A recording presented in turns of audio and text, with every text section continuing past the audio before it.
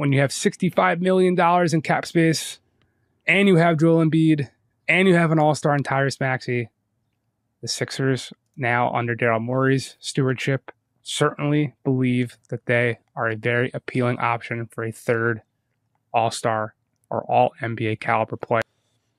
The Sixers believe, first of all, that the best way to win is to have 3 all-stars. The Sixers also believe that they are a very appealing option to bring in a third all-star player to come on and join. And I know we've talked about it on the show. I know Sixers fans have debated the merits of that outcome versus splitting that salary into 2 or 3 different players and having more depth. But the data is our all NBA caliber player to come on and join.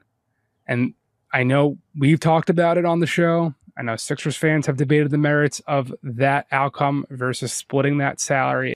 He's literally saying the Sixers have $65 million in cap space, and their goal is to use that $65 million in cap space to get a third all-star. He's like, Sixers fans have debated, you should use that cap space and split it up amongst high-level role players. But he's going to explain to you why Daryl Morey and the Philadelphia 76ers are probably not going to do that. Into 2 or 3 different players and having more depth. But the data is abundant. And more recently, according to team building data reviewed by Yahoo Sports, this is all from an article that we're dropping today, that published while we're recording, but I haven't tweeted it out. It has published. Yeah.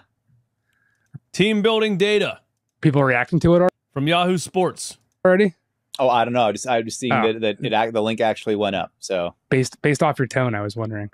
Anyway, so the chance a team reaches the conference finals nearly doubles from 18.5% to 30.8% when a roster has 3 top players compared to 2 top players. And according to this study, top players means someone who was an all-star or on an all-NBA team within 2 years of the current season, before or after, so either window, and played 29 plus minutes per game.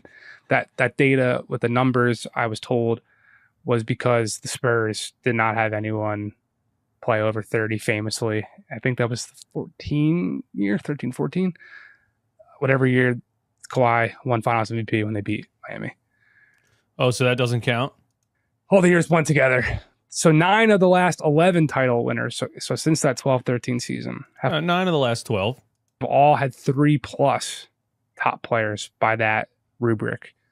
Only 2, last season's Nuggets, Nikola Jokic was Denver's sole all-star or all-NBA talent. The 2020 Lakers had LeBron and AD. Literally everyone else has had 3+. The plus being Golden State's 4 guys.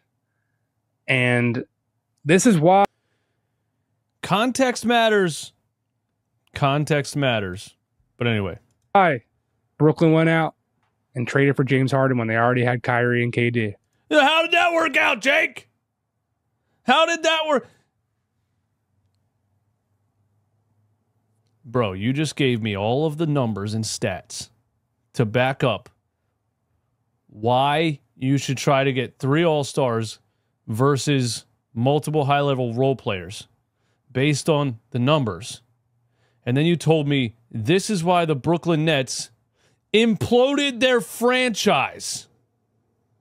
These numbers I'm presenting to you is why the Brooklyn Nets imploded their franchise.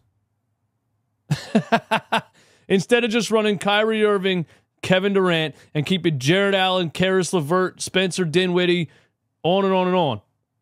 The numbers that you're giving me made them choose not to do that, but to go get James Harden and implode their franchise. Okay. All right. Okay. That's why Matt Ishbia is claiming that 26 other teams would want the Suns roster because, in theory, they've got 3 all-stars. They've done that part of the job. That is the hardest part of the job to do. Rounding it out from there should be, again, in theory, easier than getting those guys. Okay. I would like to say off the top of my head. I don't even know if this is factual. But if you're telling me 9 of the last 11 teams to win a championship had 3 all-NBA level players, and it's harder to do that than it is to get rolled. How many of those 9 teams had all-NBA level talent not yet on max contracts? So that they had those 3 players, but they also had the available cap space to build the rest of the roster out. That's a lot different than a team chasing a 3rd max player when they already have 2 max players and their best non-max player is literally Kelly Oubre.